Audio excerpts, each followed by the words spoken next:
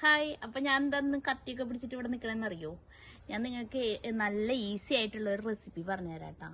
അധികം ഇൻഗ്രീഡിയൻസ് ഒന്നും വേണ്ട, പക്ഷെ നല്ല ടേസ്റ്റ് ആണ്. നല്ല നാടനായിട്ടുള്ളൊരു കറി. അതിന് വേണ്ടിയിട്ട് നമുക്ക് സാധനം പറിക്കാൻ പോകാട്ടാ. വാ പോകാം. ഇതാണ് നടക്കുമ്പോ അങ്ങോട്ട് വേഗത്തും. ഇതുണ്ടാട്ടാ.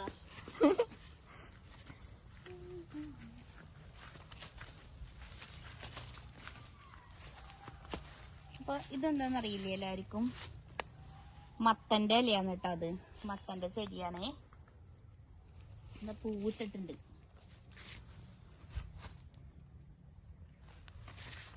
അപ്പൊ നമുക്ക് ഇതിന്റെ ഇല കുറച്ച് മുറിച്ചെടുക്കാം കേട്ടാ.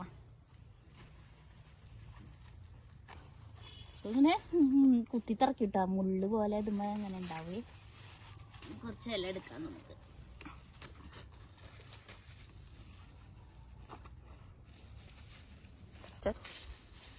അപ്പൊ ഞാൻ അത് കുറച്ചധികം മുറിച്ചെടുത്തിട്ടുണ്ട്. പോയി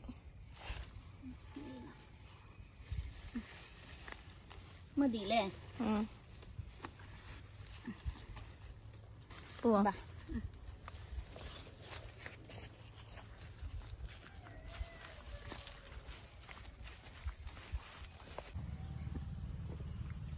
അപ്പൊ ഞാനിത് കഴുകി വെള്ളം വാർത്തെടുത്തിട്ടുണ്ട് കേട്ടോ.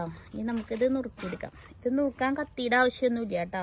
നമ്മൾ ഈ നാരുകള്, വലിയ നാരുകള് കളഞ്ഞിട്ട് ഇങ്ങനെ കൈ കൊണ്ട് ഇങ്ങനെ ചീന്തി എടുത്താൽ മതി. ചെറുതാക്കിയിട്ട് ഇങ്ങനെ ഇങ്ങനെ ചീന്തി എടുക്കുക കേട്ടോ. അപ്പൊ ഈ നാരുകൾ ഇങ്ങനെ വരൂല, അതൊക്കെ കളയാട്ടോ.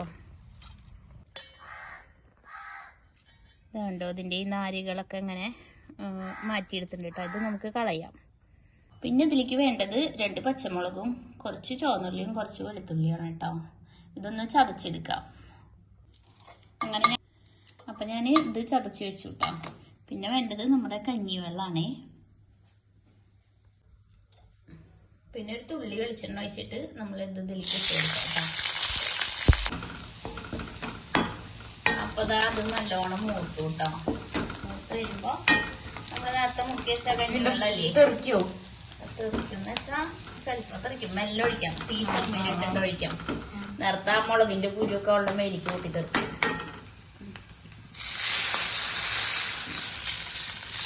നമുക്കിത് എത്ര ചാറ് വേണമെച്ചാ അതിന് വെക്കാം കേട്ടോ.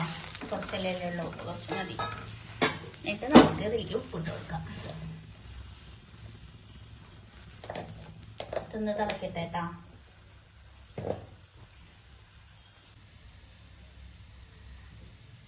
അപ്പൊ ഇതൊക്കെ ഇങ്ങനെ തിളച്ച് വന്നുട്ടാ. അപ്പൊ നമുക്ക് നേരത്തെ നോക്കിയ ചേലല്ലേ അതൊക്കെ ഇട്ട് കൊടുക്കാം.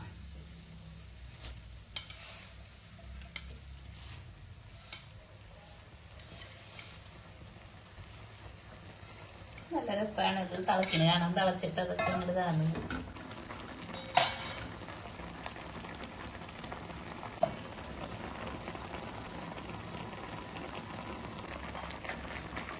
അപ്പൊ അത് നന്നായി വെന്തു കേട്ടോ. അപ്പൊ വേണമെന്നുണ്ടെങ്കിൽ ഒരു തുള്ളി ഒരു ടീസ്പൂണൊക്കെ വെളിച്ചെണ്ണ ഒഴിച്ച് കൊടുക്കാം. അപ്പൊ നല്ലൊരു മണം ഉണ്ടാവും. നമുക്ക് തീ ഓഫ് ചെയ്ത് കൊടുക്കാം. അപ്പൊ നല്ല ടേസ്റ്റി ആയിട്ടുള്ള മത്തലക്കറി റെഡി ആയിട്ടുണ്ട് കേട്ടോ. ഇത്ര സിമ്പിൾ ആയിട്ടുള്ള റെസിപ്പി ആണെങ്കിലും ഇത് നല്ല ടേസ്റ്റ് ആണ് കേട്ടോ. അതുണ്ടെങ്കിൽ നന്നായി ചോറുണ്ണാൻ വേണ്ടി കേട്ടോ.